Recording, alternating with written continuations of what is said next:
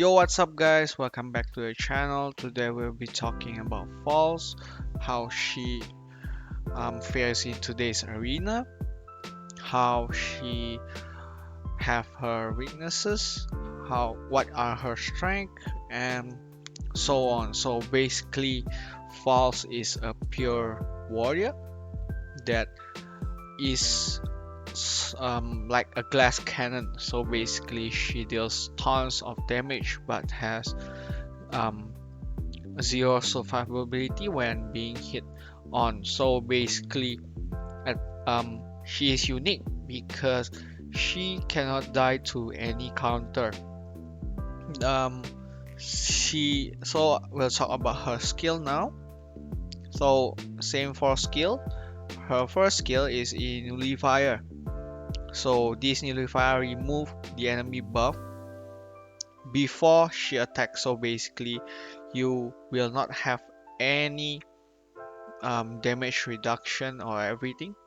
Um, for example, if you are supported by Rephitia, she gives some kind of um, incoming damage reduction, but with this nullifier, those buffs are removed.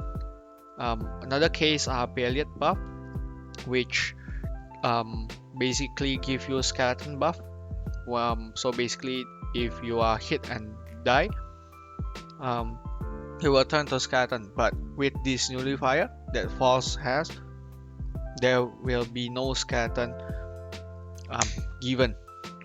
Alright, but this skill does not apply to Grand Healer because she counter any buff. Instead, False will get her buff removed before she attacks. So, but still, a plus 10 False should still be able to kill Grand Healer because some buffs are immovable, such as Veronia's buff and also Michaela's buff. Next, at plus 6, those skills are upgraded. You will get buff prohibition before normal attack. So basically, the enemy will be prohibited from any buff if somehow they manage to survive.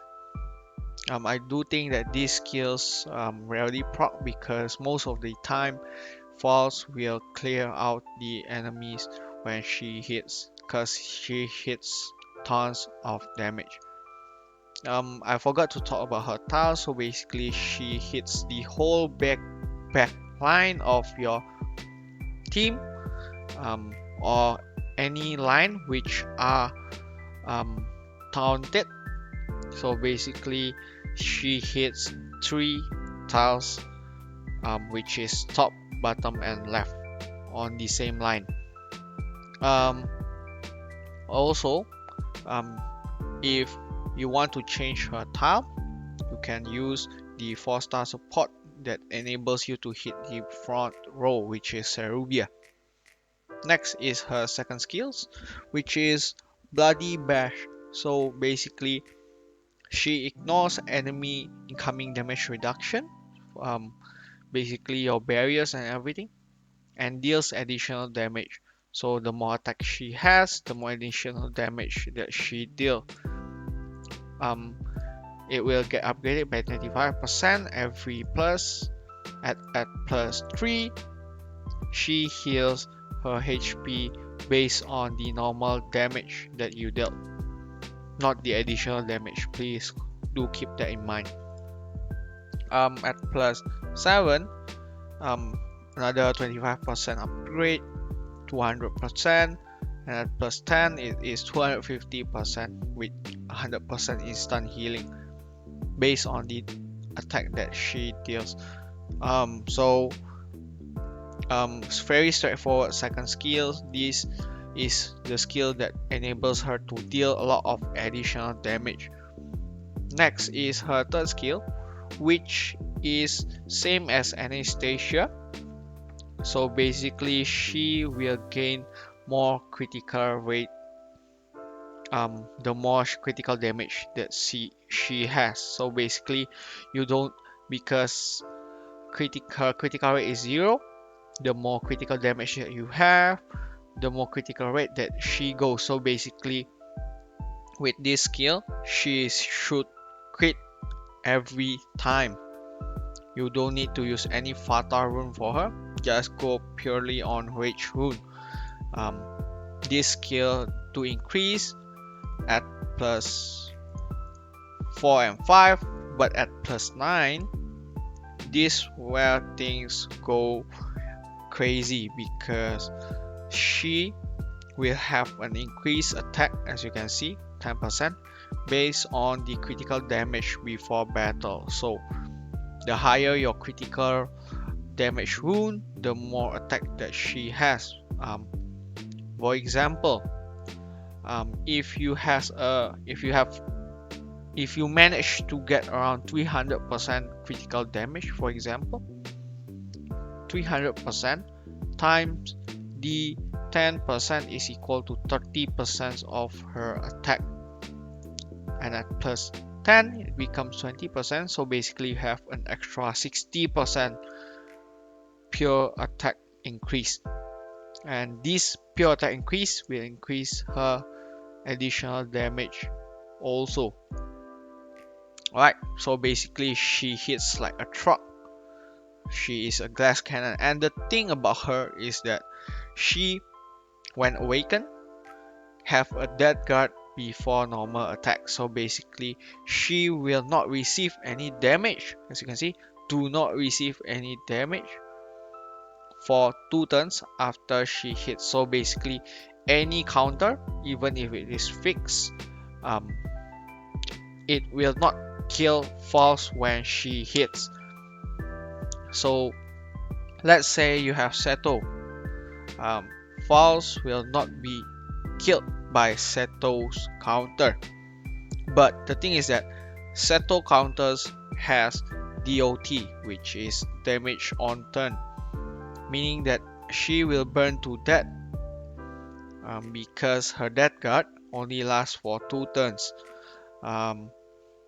So basically you will need to give her some sort of DOT immunity buff, for example from Michaela, and also from Veronia, for example.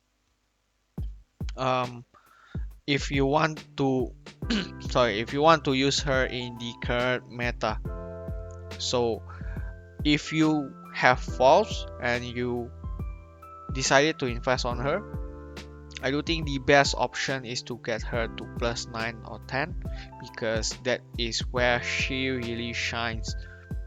So for me, I will basically turn her to plus 10 later on, because she is still very useful in Guild Wars, because she could wipe out Grand Hilda pretty easily because of the pure damage that she dealt, and she won't die to Grand Hilda's counter.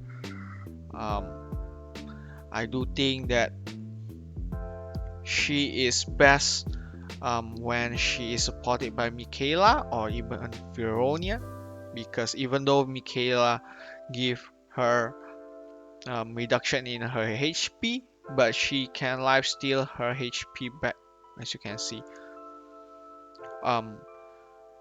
I do think if you guys want to invest in her, I do think that it is a good option if you guys already have your Livia, Lucius, and Seto to at least plus 12.